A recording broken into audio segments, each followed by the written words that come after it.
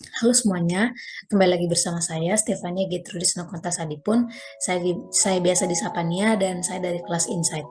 Jadi pada video kali ini saya akan membahas mengenai salah satu domain AI yaitu reinforcement learning, dan di sini saya akan membahas mengenai pencarian jalan keluar dalam labirin dengan menggunakan algoritma Monte Carlo. Yang pertama, latar belakang masalah, rumusan masalah, dan tujuannya. Jadi permainan labirin atau maze itu adalah sebuah permainan untuk mencari jalan keluar di antara lorong-lorong yang banyak memiliki jalan buntu.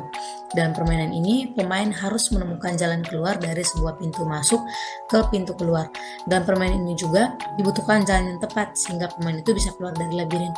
Maka dari itu, pada program ini akan dilakukan pencarian jalan keluar dari dalam labirin sehingga bisa keluar dari labirin atau bisa sampai ke exit gate dengan menggunakan algoritma Monte Carlo. Nah, untuk rumusan masalahnya, bagaimana sih menemukan jalan yang tepat tersebut untuk bisa keluar dari labirin atau untuk bisa sampai ke exit gate. Kemudian untuk teori algoritma yang digunakan, seperti yang sebelumnya, sudah seperti yang saya katakan bahwa algoritma yang digunakan adalah Monte Carlo, dan Monte Carlo itu membutuhkan pengalaman. Jadi dia membutuhkan pengalamannya itu diambil dari contoh urutan keadaan, kemudian tindakan. Jadi tindakan itu adalah sebuah action yang dilakukan oleh agent. Jadi langkah-langkah atau tindakan apa saja yang diambil oleh agent itu akan dianggap sebagai pengalaman dari algoritma Monte Carlo. Kemudian penghargaan atau reward dari interaksi aktual. Jadi reward atau penghargaan yang didapatkan dari setiap action yang agent lakukan itu akan menjadi pengalaman juga untuk algoritma Monte Carlo, di mana semua pengalaman yang didapatkan ini itu diambil dari simulasinya dalam sebuah lingkungan atau environment. Kemudian selanjutnya pemodelan RL atau reinforcement learning pada real world cases yang terpilih. Jadi seperti yang sudah saya jelaskan bahwa kasus reward atau real world cases yang dipilih ini adalah maze. Di sini seorang pelari atau seseorang akan berusaha untuk mencari jalan keluar sehingga bisa keluar dari maze atau labirin sampai dia menemukan exit gate itu menggunakan algoritma Monte Carlo. Pemodelan algoritmanya itu menggunakan 3 kode program, yaitu ada agent underscore brain, environment, dan juga Monte underscore Carlo underscore train. Jadi yang pertama untuk agent underscore brain di sini dimodelkan dan didefinisikan model dari RL itu sendiri, yaitu model RL yang digunakan adalah Monte Carlo. Nah, di sini kita akan mendefinisikan plot steps over episode atau setiap steps yang ada pada setiap episode, kemudian plot dari episode over time atau seberapa lama setiap episode itu di-run dalam setiap waktunya, dan juga kedua plot ini akan digunakan sebagai hasil evaluasi algoritma Monte Carlo. Kemudian yang terakhir di sini juga di agent brain juga akan didefinisikan algoritma dari Monte Carlo itu sendiri. Jadi implementasinya itu seperti apa? Nah, seperti yang pada gambar, dilihat pada gambar, ini adalah implementasi Monte Carlo. Jadi di sini kita membuat sebuah kelas, dan di dalam kelas itu ada beberapa function. Yaitu ada function init, kemudian ada function discounted rewards. Jadi ini adalah reward untuk dikalkulasikannya di dalam Monte Carlo, karena seperti yang sudah saya jelaskan bahwa Monte Carlo itu belajar dari pengalaman. Salah satu pengalamannya adalah reward. Nah, jadi Monte Carlo itu akan menghitung reward dari setiap tindakan atau action yang dilakukan oleh agent. Kemudian ada function update table. Nah, jadi di sini setelah agent itu melakukan sebuah action, nanti table-nya itu diupdate atau state-nya itu diupdate. Kemudian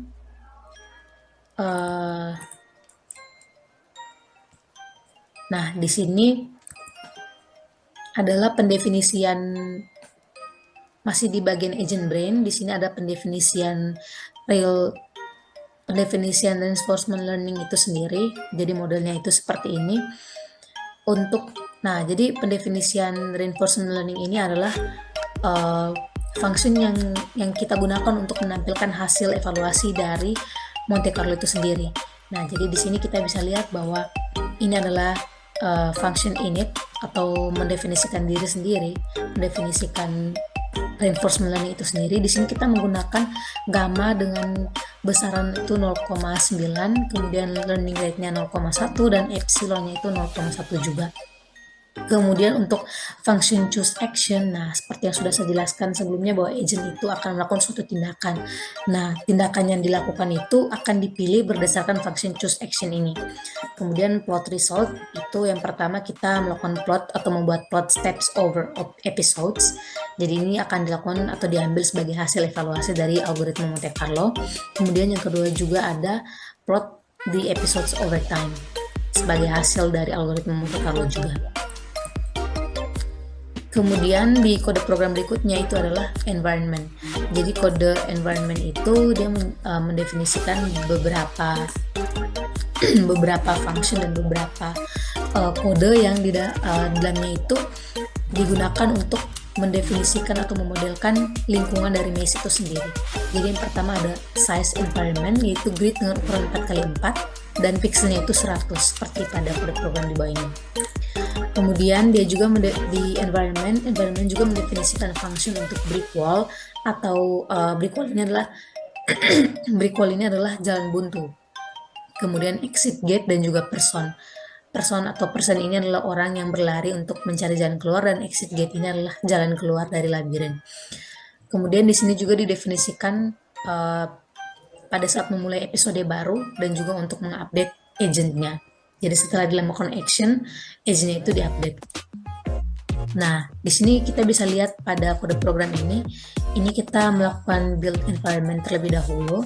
Kemudian di sini juga ada creating brick wall atau creating jalan buntu ya. Di sini ada 4 jalan buntu yang diletakkan di dalam maze. Kemudian di sini juga ada updating agent setelah melakukan action. Kemudian yang selanjutnya di environment juga mendefinisikan function untuk action yang dilakukan oleh person atau di sini person itu adalah agent, yaitu 0 untuk up, 1 untuk down, 2 untuk right, dan 3 untuk left. Dan juga di sini mendefinisikan update ke state selanjutnya. Atau state itu adalah perpindahan posisi. Jadi setelah melakukan action, agent di-update, kemudian perpindahan posisi yang dilakukan juga akan terus di-update atau state-nya. Nah, di sini kita bisa lihat function-nya, itu ada function step. Jadi di sini kita mendefinisikan action apa saja yang dilakukan oleh agent, yaitu ada up, down, right, dan left. Kemudian ini untuk moving agent atau kita mengupdate state. Jadi setelah moving agent itu bergerak atau berpindah posisi, berarti state-nya itu juga terjadi perpindahan, maka state-nya itu diupdate. Kemudian selanjutnya di kode program environment juga di sana didefinisikan kalkulasi reward yang didapatkan oleh person atau agent. Nah, jadi pada Monte Carlo itu nantinya agent akan berusaha untuk mencari jalan keluarnya dengan mengunjungi semua jalan yang ada. Kemudian setiap action yang dilakukan itu akan dikalkulasikan reward yang didapatkan. Nah, jadi reward yang didapatkan itu dikalkulasikan pada kode program environment ini.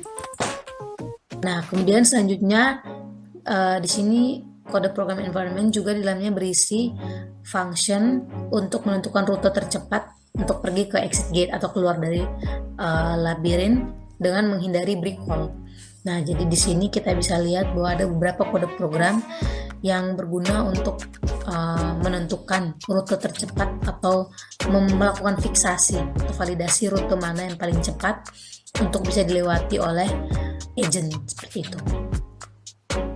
Nah, di sini ada definal dan juga melakukan pengecekan rute yang paling short. Dan di sini rute-rute yang diambil itu adalah rute-rute yang terpendek. Kemudian untuk kode program terakhir adalah kode program Monte Carlo. Di sini adalah kode program yang berisi kode-kode untuk melatih algoritma Monte Carlo itu. Nah, di sini juga berisi berisi kode untuk